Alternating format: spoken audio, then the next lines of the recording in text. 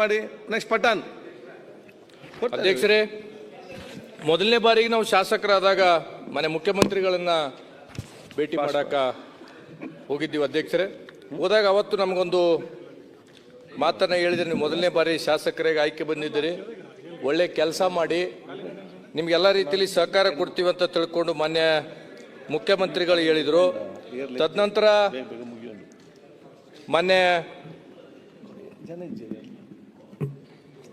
PWD ಸಚಿವರ ಹತ್ರ ಹೋಗಿದ್ದೀವಿ. ನಾವು ಒಂದು ಮಾತು ಹೇಳಿದ್ರು PWD ಸಚಿವರು, ಶರಣಗೌಡ ರಸ್ತೆಗಳ ಮೇಲೆ ಕೇವಲ JDS ದವರು ಅಷ್ಟೇ ತಿರುಗಾಡಲ್ಲ, BJP ಕಾಂಗ್ರೆಸ್ದವರು ಸಾರ್ವಜನಿಕದವ್ರು ತಿರುಗಾಡ್ತಾರೆ, ನಾವು ಎಲ್ಲರಿಗೂ ಅವಕಾಶಗಳನ್ನು ಕೊಡ್ತೀವಿ ಅಂತ ತಿಳ್ಕೊಂಡು ಹೇಳಿದ್ರು ಅಧ್ಯಕ್ಷರೇ. ಇವತ್ತು ಕಲ್ಯಾಣ ಕರ್ನಾಟಕದಲ್ಲಿ ನಮ್ಗೆ ಅನೇಕ ಅನುದಾನಗಳನ್ನು ಕೊಟ್ಟಿರ್ತಕ್ಕಂಥದ್ದಿದೆ ಅಧ್ಯಕ್ಷರೇ.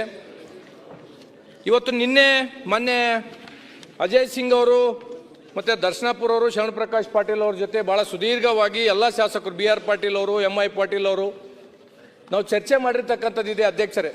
ಇವತ್ತು ನಮ್ಮ ಭಾಗಕ್ಕೆ ಕೊಡ್ತಕ್ಕಂಥ ಅನುದಾನವನ್ನು ಇವತ್ತು 1.5-2 ವರ್ಷದಿಂದ ಮಾನ್ಯ ಮುಖ್ಯಮಂತ್ರಿಗಳಿಗೂ ಮತ್ತು ಈಶ್ವರ್ ಖಂಡ್ರೆ ಅವರು ಇಲ್ಲೇ ಕೂತಿದ್ದಾರೆ, ಅವ್ರಿಗೂ ನಾನು ಗಮನಕ್ಕೆ ತರಲಿಕ್ಕೆ ಬಯಸ್ತೇನೆ. ಇವತ್ತು ನಮಗೆ ಕೊಟ್ಟಿರ್ತಕ್ಕಂಥ ಕಂಡೀಷನ್ಗಳಿಗೆ ಇವತ್ತು ನಾವು ಯಾವುದೇ ಏಜೆನ್ಸಿಗಳಿಗೆ ಕೊಟ್ಟರೆ, ಇವತ್ತು ನಾವು ಯಾವುದೇ ಅನುದಾನಗಳನ್ನು KKRDBಲಿಂದ ಬಿಡುಗಡೆ ಆಗಿಲ್ಲ, ಇಲ್ಲಿವರೆಗೂ ಅನುದಾನ ಬಿಡುಗಡೆ ಆಗಿಲ್ಲ ಅಂತ ತಿಳ್ಕೊಂಡು ನೆನ್ಪತ್ತಂದ್ರೆ ಇವತ್ತು ಅಧಿಕಾರಿಗಳು ಯಾವ ರೀತಿ ನಮಗೆ ಬಂದು ಹೇಳ್ತಾ ಇದ್ದಾರೆ ಅಂದರೆ, ನಮಗೆ ಮುಂದಿನ ಸಲ ನಮ್ಗೆ ಏಜೆನ್ಸಿ ಕೊಡಬೇಡ್ರಿ, ನಮ್ಮ ಹತ್ರ ದುಡ್ಡು ಇಲ್ಲ ಅಂತ ತಿಳ್ಕೊಂಡು ಹೇಳ್ತಕ್ಕಂಥದ್ದು ಒಂದಾಗಿದೆ ಅಧ್ಯಕ್ಷರೇ. ಇವತ್ತು ಮಾನ್ಯ ಮುಖ್ಯಮಂತ್ರಿಗಳು ಕೆಲವು ಕಾಂಗ್ರೆಸ್ ಶಾಸಕರಿಗೆ ಎಲ್ಲರಿಗೂ 50 ಕೋಟಿ ರೂಪಾಯಿಗಳನ್ನು ಕೊಡ್ತೀವಿ ಅಂತ ತಿಳ್ಕೊಂಡು ಹೇಳಿರ್ತಕ್ಕಂಥದ್ದು ಒಂದು ಆದೇಶನ ಇಲ್ಲಿ ಮಾಡಿರ್ತಕ್ಕಂಥದ್ದು. ಯಾಕಂತಂದ್ರೆ ಈ ಯೋಜನೆ ಅಡಿಯಲ್ಲಿ ಅನುದಾನವನ್ನು ಬಾಕಿ ಬಿಲ್ಗಳನ್ನು ಆಧರಿಸಿ ನಿರೀಕ್ಷಿಸಿ ಬಿಡುಗಡೆಗೊಳಿಸಲಾಗುವುದು, ಮುಂಗಡವಾಗಿ ಅನುದಾನವನ್ನು ಬಿಡುಗಡೆಗೊಳಿಸ್ತಕ್ಕಂಥದ್ದಿಲ್ಲ ಅಂತ ತಿಳ್ಕೊಂಡು. ಯಾಕಂತಂದ್ರೆ ಇವತ್ತು 50 ಕೋಟಿ ರೂಪಾಯಿಯನ್ನ ಬೇರೆ ಬೇರೆ ಶಾಸಕರಿಗೆ ಕೊಡ್ತಾ ಇದ್ದಾರೆ, ನಮಗೆ ಕೊಡ್ತಾ ಇಲ್ಲ ಅಂದಾಗ ಮಾನ್ಯ ಕೈಗಾರಿಕಾ ಸಚಿವರು ಸುರೇಶ್ ಕುಮಾರ್ ಅವರು ಮಾತಾಡುವಾಗ ಹೇಳಿದ್ರಿಲ್ಲ, ನೀವು ಹಂಗೆ ಮಾಡಿದ್ರಿ ಅಂತ ತಿಳ್ಕೊಂಡು. ಸರ್, ನಾವು ಹಿಂಗೆ ಮಾಡೀವಿ ಅಂತ ತಿಳ್ಕೊಂಡೆ ಜನ ನಮ್ಮನ್ನ 66ಕ್ಕೆ 19ಕ್ಕೆ ಕಳಿಸ್ಯಾರ, ನಿಮ್ಗೆ 136ಕ್ಕೆ ಕಳಿಸ್ಯಾರ. ಮಾನ್ಯ ಸುರೇಶ್ ಕುಮಾರ್ ಅವರು ಯಜಮಾನರು ಹೇಳ್ತಾ ಇದ್ರು, ಮಾನ್ಯ ಮುಖ್ಯಮಂತ್ರಿಗಳು 224 ಜನ ಕ್ಷೇತ್ರನ ಸಮಾನವಾಗಿ ನೋಡಬೇಕು ಅಂತ ತಿಳ್ಕೊಂಡು. ನಾನು ಮುಖ್ಯಮಂತ್ರಿಗಳಲ್ಲಿ ಕಳಕಳಿಯಾಗಿ ಮನವಿ ಮಾಡ್ತಕ್ಕಂಥದ್ದಿಷ್ಟೇ. ಇವತ್ತು ಕಾಂಗ್ರೆಸ್ನವ್ರ ಶಾಸಕರಾಗಿ ಬಂದವ್ರಿಗೆ ಅವ್ರಿಗೇನು 2 ಓಟ್ ಹಾಕಿಲ್ಲ ಅಧ್ಯಕ್ಷರೇ, ಅವ್ರಿಗೂ 1 ಓಟ್ ಹಾಕಿದ್ದಾರೆ, ನಮಗೂ 1 ಓಟ್ ಹಾಕಿ ಕಳಿಸಿದ್ದಾರೆ. ಕ್ಷೇತ್ರದ ಜನತೆಯಲ್ಲಿ ನಮ್ಮನ್ನ ನಾವು ಇಲ್ಲಿ ಶಾಸಕರಾಗಿ ಆಯ್ಕೆಯಾಗಿ ಬರ್ಬೇಕಾಗಿತ್ತಂದ್ರೆ ನಾವ್ ಎಷ್ಟು ಕಷ್ಟ ಪಡ್ತಾ ಇದೀವಿ ನಮಗ್ ಗೊತ್ತು. ನಾವು MLA ಆಗಿ ಆಯ್ಕೆ ಬಂದ ಮೇಲೆ ನಾವು ಕೆಲಸನೇ ಮಾಡ್ಲಿಲ್ಲ ಕ್ಷೇತ್ರದಾಗ ಅಂತಂದ್ರೆ ನಾವೇನು ಉತ್ತರ ಕೊಡ್ಬೇಕಾಗಿತ್ತೆ? 5 ವರ್ಷ ಸಾರ್ವಜನಿಕವಾಗಿ ನಾವು ಮೊದಲನೇ ಬಾರಿ ಆಯ್ಕೆ ಆಗಿ ಬಂದೀವಿ, 72 ಜನ ಇದ್ದೀವಿ, ನಮ್ಗೆ ಅನುದಾನನೇ ಇಲ್ಲ ಅಂತಂದ್ಮೇಲೆ ಉತ್ತರ ಏನ್ ಕೊಡ್ಬೇಕಾಗುತ್ತೆ? ಇವತ್ತು ಇನ್ನೊಂದು ಏನಾಗಿದೆ ಅಧ್ಯಕ್ಷರ ಅಂತಂದ್ರೆ, ಮುಂದಿನ ಜನರೇಷನ್, ನಾವೊಂದು ಜನರೇಷನ್, ನಮ್ದಾದ್ಮೇಲೆ ಮುಂದಿನ ಜನರೇಷನ್ದವ್ರು ರಾಜಕೀಯಕ್ಕೆ ಬರ್ಬೇಕಾ ಬರಬಾರ್ದು ಅಂತ ತಿಳ್ಕೊಂಡು ವಿಚಾರ ಮಾಡ್ತಾ ಇದ್ದಾರೆ ಅಧ್ಯಕ್ಷರು.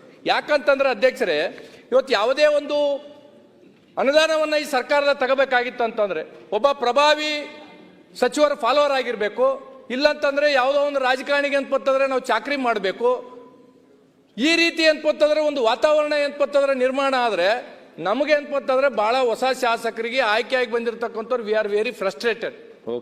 ದಯಮಾಡಿ ನಾನು ಮನವಿ ಮಾಡ್ತಕ್ಕಂಥದ್ದು ಇಷ್ಟೇ ಅಧ್ಯಕ್ಷರೇ, 50 ಕೋಟಿಯನ್ನ ಕೊಡ್ತಕ್ಕಂಥದ್ದು ಕಡಿಮೆ ಅಂತ ತಿಳ್ಕೊಂಡು ಅರ್ಜ್ಞಾನಂದ್ರೆ ಹೇಳಿರ್ತಕ್ಕಂಥದ್ದು. ಮಾನ್ಯ ಮುಖ್ಯಮಂತ್ರಿಗಳಲ್ಲಿ ಒಂದು ಕಳಕಳಿಯ ಮನವಿ ಮಾಡ್ತೀವಿ.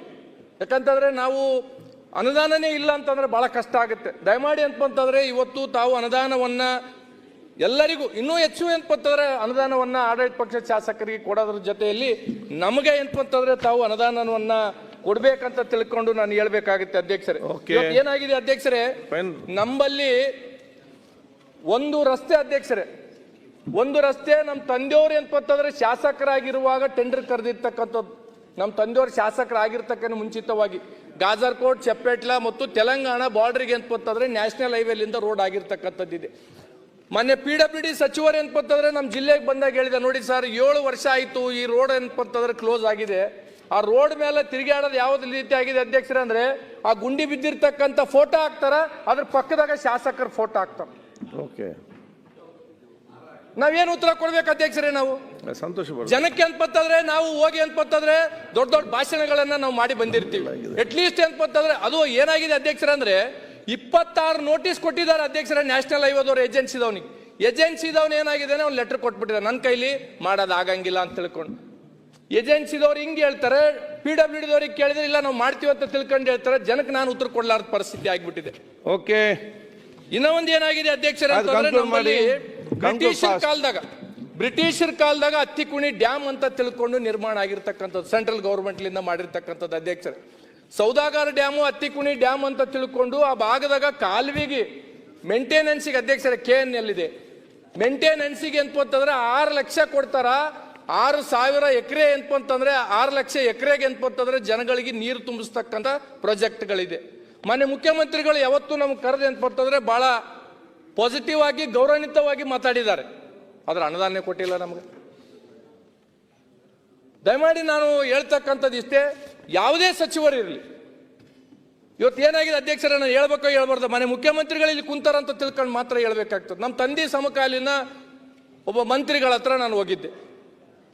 ಅವ್ರು ನನಗೆ ಗೊತ್ತಿದ್ದು ಕೇಳಿದ್ರೆ ಗೊತ್ತಿಲ್ಲ, ಕೇಳಿದ್ರೆ ಗೊತ್ತಿಲ್ಲ, ನಾನು ಇದು ಟೀಕೆ ಮಾಡ್ತಾ ಇಲ್ಲ. ಈ ರೀತಿ ವ್ಯವಸ್ಥೆ ಆದರೆ ಬರ್ತಕ್ಕಂಥ ಪೀಳಿಗೆ ಯಾರೋ ರಾಜಕೀಯಕ್ಕೆ ಬರಂಗಿಲ್ಲ. ನೀನು ಯಾವ ಜಾತಿ ಅಂತ ಕೇಳಿಬಿಟ್ಟ ಮಂತ್ರಿ. ಅಂದ್ರೆ ನಮ್ಮ ಜಾತಿ ನೋಡಿ ಅನುದಾನ ಕೊಡ್ತಾರೆ ಅಧ್ಯಕ್ಷರೇ? ಓಕೆ, ನನ್ನ ಮನಸ್ಸಿಗೆ ಯಾವ ರೀತಿ ಆಯ್ತು ಅಂತಂದ್ರೆ, ನಮಗೆ ಜನ ಏನ್ಪತ್ತಂದ್ರೆ 73,000 ಓಟ್ ಹಾಕಿ ಕಳಿಸಿದ್ದಾರೆ ಅಧ್ಯಕ್ಷರ ಗುರುಮಿಟ್ಕಲ್ ಮತಕ್ಷೇತ್ರದಾಗ. ನನ್ನ ಜಾತಿ ನೋಡಿ ಓಟ್ ಹಾಕಿಲ್ಲ ಅಧ್ಯಕ್ಷರೇ. ಆಯ್ತು, ರಾಜ್ಯಕ್ಕೆ ಹೇಳಿದ್ರಲ್ಲ, ಹೇಳ್ಬೇಕಿಲ್ಲ ಬೇಡ? ಆಯ್ತು ಅಂದ್ರೆ ಹೇಳಿದ್ದೀರಿ, ವಿಶ್ಲೇಷಣೆ ಬೇಡ, ಟೈಮ್ ಇಲ್ಲಲ್ಲ, ವಿಷಯ ಹೇಳಿದ್ದೀರಿ. ಹೌದಾ ಸರ್? ಏನಾಗಿತ್ತು ಅಧ್ಯಕ್ಷರೇ ಅಂದ್ರೆ, ಮಾನ್ಯ ಮಂತ್ರಿಗಳು ನನಗೆ ಯಾವ ಜಾತಿ ಅಂತ ತಿಳ್ಕೊಂಡು ಕೇಳಿದ್ಮೇಲೆ ಇವ್ರು ಕೆಳಗಿರ್ತಕ್ಕಂಥ ಅಧಿಕಾರಿಗಳು ನನ್ನ ಯಾವ ಜಾತಿ ಅಂತ ತಿಳ್ಕೊಂಡು ನೋಡ್ತಾರ. ಓಕೆ, ಈ ವ್ಯವಸ್ಥೆನ ಏನಪ್ಪಂತಂದ್ರೆ ಬಂದ್ಬಿಟ್ರೆ ನಾವು ಯಾರು ಏನಪ್ಪಂತಂದ್ರೆ ಕೆಲಸ ಮಾಡಕ್ಕಾಗಲ್ಲ. ನಾವ್ ಯಾರು ಏನಪ್ಪಂತಂದ್ರೆ ಈ ಚುನಾವಣೆ ವ್ಯವಸ್ಥೆಗೆ ಏನಪ್ಪಂದ್ರೆ ಬರಕ್ ಆಗಂಗಿಲ್ಲ. ನಾವ್ ಯಾರು ಏನಪ್ಪಂತಂದ್ರೆ ಸಂವಿಧಾನವನ್ನ ಉಳಿಸ್ಲಕ್ ಆಗಂಗಿಲ್ಲ. ದಯಮಾಡಿ ನಾನು ಮನವಿ ಮಾಡ್ತಕ್ಕಂಥದ್ದು ಇಷ್ಟೇ ಇದೆ ಅಧ್ಯಕ್ಷರೇ. ಕನ್ಕ್ಲೂಡ್ ಮಾಡಿ. Okay sir. ಸರ್, ನಮ್ಗೆ FD ಅಂದ್ರೆ ಗೊತ್ತಿಲ್ಲ ಸರ್. ನಮ್ಮ ತಂದೆಯವರು 5 ವರ್ಷ ಇರುವಾಗ ಏನ್ಪತ್ತವ್ರು ನಾವು ಸಣ್ಣ ಪುಟ್ಟ ಕೆಲಸಕ್ಕೆ ಏನ್ಪತ್ತವ್ರು ವಿಧಾನಸೌಧಕ್ಕೆ ಬಂದಿರತಕ್ಕಂಥದ್ದು ಇದೆ. FD ಅಂದ್ರೆ ನಮಗೆ ಗೊತ್ತಿಲ್ಲ ಸರ್. ಒಂದು 10 ಲಕ್ಷ ರೂಪಾಯಿ ಅನುದಾನನ ನಾವು ಕ್ಷೇತ್ರದಾಗ ಕೇಳಿದ್ರು, ಅಲ್ಲಿರ್ತಕ್ಕಂಥ ಅಧಿಕಾರಿಗಳು ಏನ್ಪಂದ್ರೆ FDಗೆ ಹೋಗಿದೆ ಅಂತ ಹೇಳ್ತಾರೆ. 50 ಲಕ್ಷದ ಕೆಲಸದ ಕೇಳಿದ್ರು ಏನ್ಪತ್ತಂದ್ರೆ FDಗೆ ಹೋಗಿದೆ ಅಂತ ಹೇಳ್ತಾರೆ. ಒಂದು ಮೌಲ್ಯಮಾಪನ ಮಾಡಿರ್ತಕ್ಕಂಥ ಶಿಕ್ಷಕರಿಗೆ ಏನ್ಪತ್ತಾರೆ ಸ್ಯಾಲ್ರಿ ಕೊಡ್ಬೇಕು, ಯಾಕೆ ಕೊಟ್ಟಿಲ್ರಿ ಅಂತ DD5 ಕೇಳಿದ್ರೆ FD ಫೈಲ್ ಹೋಗಿದೆ ಅಂತ ತಿಳ್ಕೊಂಡು ಅಂತಾರೆ. ಸರ್, FD ಫೈಲ್ನಾಗ ಎಷ್ಟು ಬಿದ್ದಾವ ಅಂತ ತಿಳ್ಕೊಂಡು ಯಾರೋ ಒಬ್ಬ ಆಫೀಸರ್ಗ ನಮ್ಮ ಕಮಿಟಿದಾಗ ಕೇಳಿದ್ರೆ, ಈ ಸರ್ಕಾರ ಬಂದ ಮೇಲೆ ವಿಧಾನಸೌಧ ಎಷ್ಟಿದೆ ಅದಕ್ಕಿಂತ ಹೆಚ್ಚು ಏನ್ಪತ್ತಂದ್ರೆ FDದಾಗ ಫೈಲ್ ಮಾತಾಡುವ. ಹಾಗಾಗಿ ದಯಮಾಡಿ ನಾನು ನಮ್ಗ ಶಾಸಕರಾಗಿ ಬಂದಿರತಕ್ಕಂಥವ್ರಿಗೆ ಅನುದಾನ ತಾರತಮ್ಯ ಮಾಡದೆ ಮಾನ್ಯ ಮುಖ್ಯಮಂತ್ರಿಗಳು ತಾವು ಬಹಳ ಎಲ್ಲರನ್ನ ಒಟ್ಟೆಗಿಟ್ಕೊಂಡು ಸರಿ ಸಮಾನವಾಗಿ ನೋಡ್ಬೇಕಂತ ತಿಳ್ಕೊಂಡು ತಮ್ಮಲ್ಲಿ ಮತ್ತೊಮ್ಮೆ ಮನವಿ ಮಾಡುತ್ತಾ ಅವಕಾಶಕ್ಕಾಗಿ ಧನ್ಯವಾದಗಳು ಅಧ್ಯಕ್ಷರೇ. ನೆಕ್ಸ್ಟ್ ಬೇಗ ಮಾತಾಡಿ.